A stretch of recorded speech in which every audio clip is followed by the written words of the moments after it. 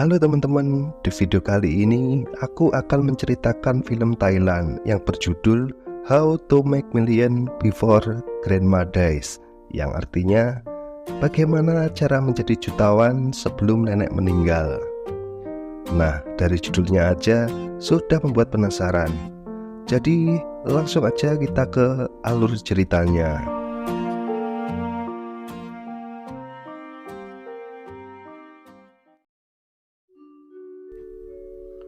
Di sebuah pagi yang cerah, diperlihatkan satu keluarga yang sedang berziarah ke makam yang terhitung mewah. Ada seorang nenek tua dan ketiga anaknya, serta cucunya. Diketahui makam tersebut bukan makam dari keluarga mereka, karena si nenek hanya ingin melihat makam yang mewah itu. Karena suatu saat ketika dia meninggal, dia ingin dimakamkan di situ, agar keluarganya saat berziarah bisa sambil bermain dengan gembira di sana. Oke, mari berkenalan dengan anak-anak nenek ini. Yang pertama adalah Kiang. Dia adalah si paling sibuk dan si paling kaya di antara saudaranya. Dan kedua yang cewek adalah Seu. Ia yang bekerja di toko. Siang malam dihabiskan untuk bekerja. Ia mempunyai anak laki-laki yang bernama M, yang kerjanya cuma main doang. Dan yang ketiga adalah Soy, pengangguran banyak acara, yang jika pinjem uang ibunya tapi nggak pernah dibalikin. Ya, beban keluarga lah sebutannya. Saat membersihkan makam, tiba-tiba nenek ini pingsan dan segera dilarikan ke rumah sakit.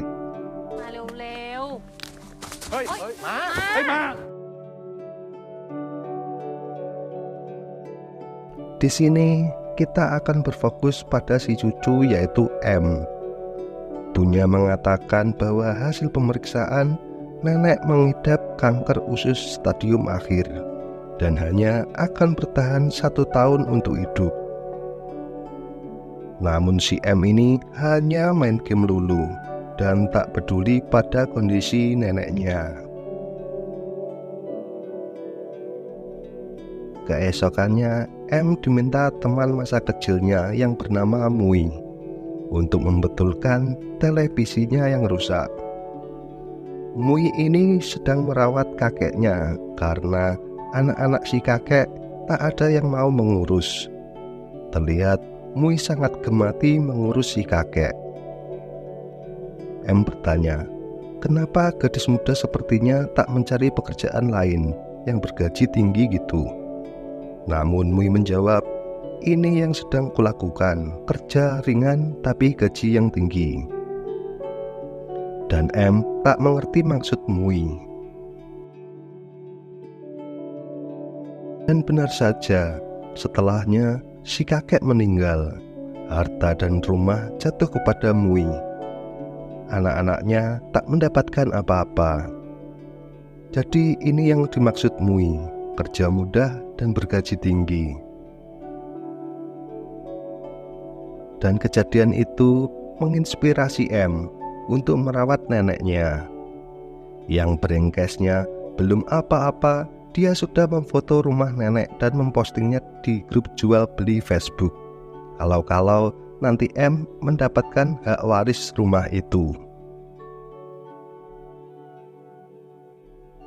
Jadi nenek ini tinggal sendirian karena anak-anaknya sudah punya tempat tinggal masing-masing. Tapi tak seperti dalam angan-angan M, si nenek ini skeptis dengan cucunya karena tumben-tumbenan dia berkunjung. Pendekatan-pendekatan M ditolak oleh si nenek. Tapi M tak menyerah untuk merayu sang nenek.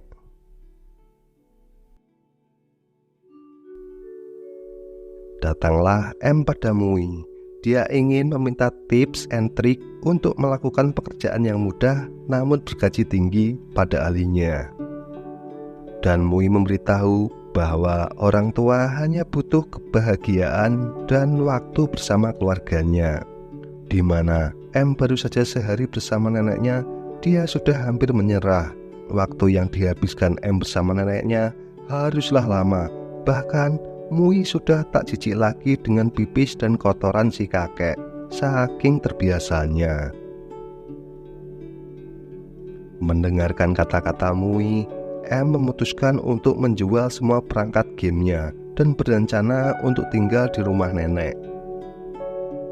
Sebenarnya nenek menolak M untuk tinggal bareng, tapi M mengatakan pada nenek semuanya bahwa nenek terkena kanker dan umurnya tinggal 1 tahun lagi, di mana anak-anaknya sebenarnya tidak memberitahu karena tak ingin ibunya kepikiran dengan penyakitnya. M bilang bahwa dulu dia dirawat neneknya waktu kecil. Sekarang gantian dia ingin merawat neneknya. Mendengar itu, nenek tersentuh dan mengizinkan M untuk tinggal bersama. Dimulai dengan M yang kesiangan, padahal nenek jualan bubur jam 5 pagi. Setelah pulang berjualan, nenek yang menabung di bank tak mempercayai cucunya itu untuk menabungkan uang-uangnya. Nenek datang sendiri ke bank untuk menyimpan uangnya. Di suatu minggu pagi, nenek terlihat memakai pakaian yang rapi. Ia sedang menunggu anak-anaknya datang mengunjunginya. Dan cuma M yang selama ini nggak datang, makanya ia nggak tahu. Di saat kumpul keluarga itulah, nenek mengasih tahu bahwa ia sudah tahu semuanya karena M memberitahunya dan membuat semuanya kaget. Namun nenek mengatakan santai saja, nenek gak mau membuat kalian semua repot. Semua anak-anaknya ingin merawat ibunya. Kiang yang kaya akan membiayai semuanya. Seu akan mengantar ibu untuk berobat, dan Soe akan selalu ada untuk ibunya.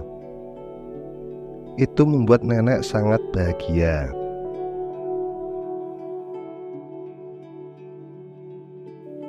Ibu M yang tukar shift dengan temannya agar bisa mengantar kemoterapi nenek, malah dimarahi oleh nenek karena artinya ia belum tidur hanya untuk mengantarkan nenek. Dan terjadilah pertengkaran. Mendengar itu, M mengusulkan akan mengantarkan nenek kemana saja untuk pengobatannya.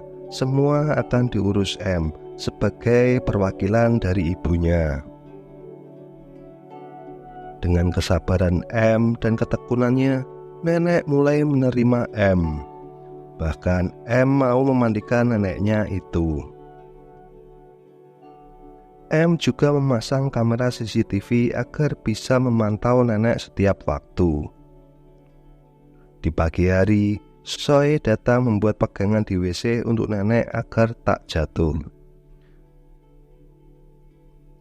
Nenek yang mempunyai buah delima di depan rumah, saat diminta oleh Soe, nenek melarangnya. Soe mengatakan pasti itu buat putra kesayangannya yaitu Kiang. Di suatu pagi, Kiang mengajak nenek ke rumahnya, perumahan elit, dan mengajaknya untuk tinggal di situ. Dengan segala fasilitas, namun M mendebat pamannya itu karena nenek harus kemoterapi dan jarak rumah sakit dari situ sangat jauh. Saat Kiang mengajak jalan-jalan ke sebuah kuil, nenek meminta dituliskan M untuk doa-doanya. Dari doa anak-anak cucunya, semua sukses, sampai doa agar nomor lotrenya keluar. Terlihat Kiang dan istrinya berdoa hanya untuk dirinya sendiri, supaya lebih kaya lagi. Tak ada doa untuk ibunya itu. Tapi nenek dengan besar hati menerimanya, karena mereka juga punya keluarga sendiri untuk dibahagiakan. M mengatakan, bukankah ibunya juga keluarga? Dan nenek pun terdiam. Terlihat juga doa M di kertas. Dan isi doa M cuma semoga nenek menang lotre. Saat hari Minggu lagi, nenek menunggu anak-anaknya. Namun di hari itu tak ada satupun yang datang. Dan yang malah mengejutkan, uang simpanan nenek di toples hilang. Setelah dicek di CCTV, ternyata Soelah yang mengambilnya. Emang bener-bener beban nih si bocah. Keesokannya M melabrak pamannya itu. Tapi Soe dengan pasrah mengakui perbuatannya, karena dia punya utang yang sangat banyak. Karena kasihan, M malah memberi uang pamannya dan memintanya untuk tak muncul di hadapan nenek, untuk kesehatan neneknya juga. Di suatu siang, ada seorang yang menanyakan perihal rumah nenek, jadi dijual atau enggak. Nenek mengatakan bahwa rumah ini tidak dijual, tapi calon pembeli itu dapat info dari grup jual beli bahwa rumah itu dijual. Dan akun yang memposting itu atas nama M.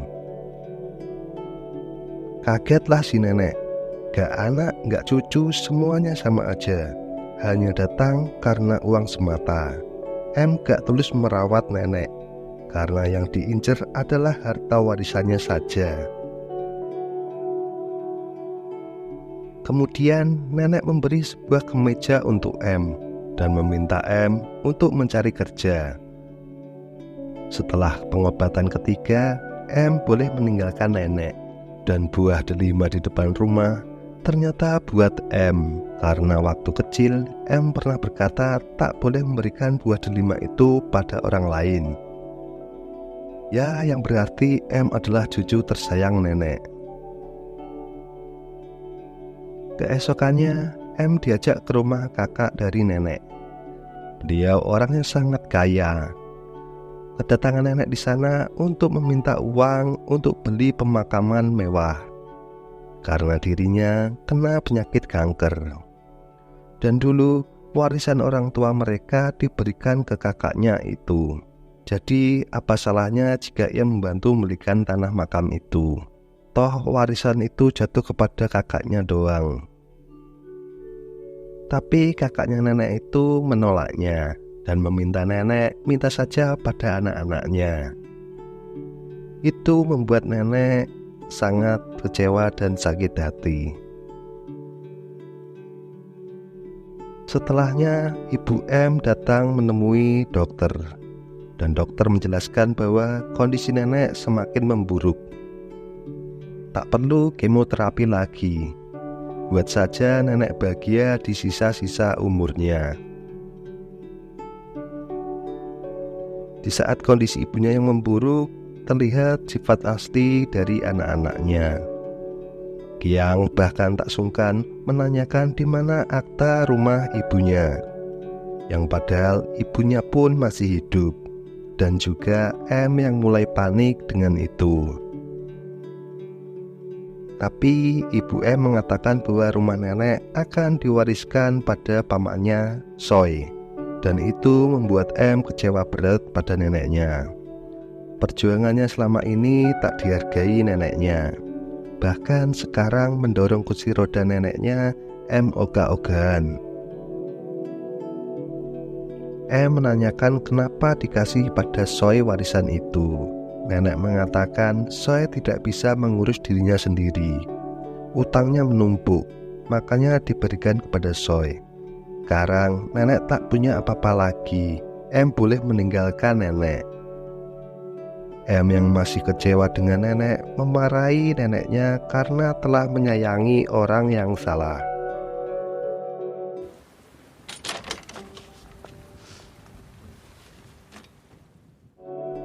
Dan keesokannya M telah kembali ke rumahnya, tak lagi bersama nenek. Dia berbicara pada ibunya. Apakah ibu kecewa tak mendapatkan apa-apa, padahal dibelain tak tidur untuk merawat nenek. Berbeda dengan Soe yang beban keluarga itu. Namun ibunya mengatakan bahwa ibunya melakukan itu karena ada rindu dengan nenek. Banyak waktu yang dihabiskan untuk bekerja dan juga untuk balas budi untuk orang yang membesarkannya. Singkat cerita, setelah semuanya, ternyata Soe tak membawa nenek ikut bersamanya. Padahal semua utang-utangnya sudah lunas dengan menjual rumah ibunya itu. Dan sekarang nenek malah ditaruh di panti jompo. Mendengar itu, M sedih mengunjungi nenek di panti jompo. Sambil menangis, M mengajak nenek untuk pulang dan tinggal di rumahnya. Singkat cerita, nenek beneran pindah ke rumah M. Dan dengan segenap hati, ibu dan M merawat nenek. Karena kesehatan nenek semakin hari semakin memburuk, Kiang pun tak tega dan menjenguk ibunya di rumah M. Kiang mengatakan bahwa nenek beruntung karena punya cucu yang dengan baik merawatnya. Namun di sini, nenek kondisinya sudah hilang kesadaran. Dan di saat tengah malam, M melihat neneknya kembali tersadar dan mengetahui bahwa itu detik-detik terakhir neneknya di dunia ini. Sambil sesenggukan, M menyanyikan lagu Nina Bobo sama seperti saat M masih kecil, saat dinyanyikan Nina Bobo oleh neneknya. Dan nenek pergi dengan damai.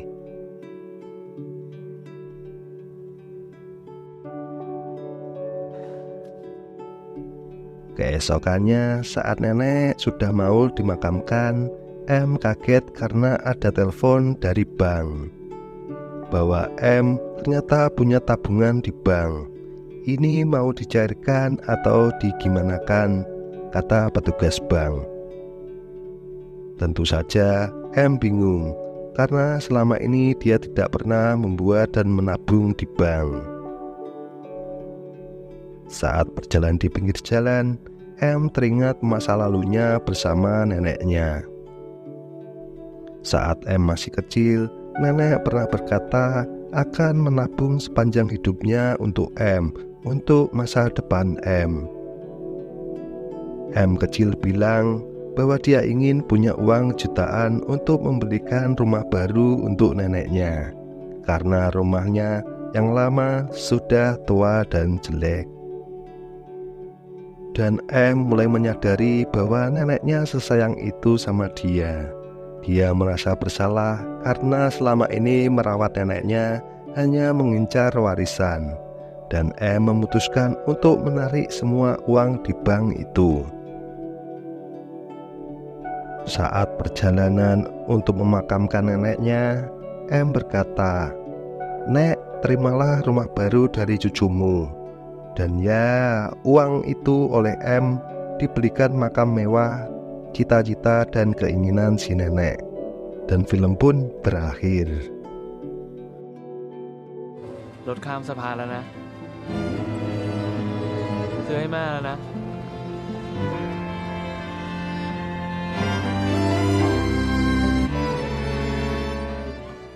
Pesan yang dapat diambil dari film ini, sayangi orang tuamu selagi ada. Terima kasih yang sudah menonton video ini. Sampai jumpa.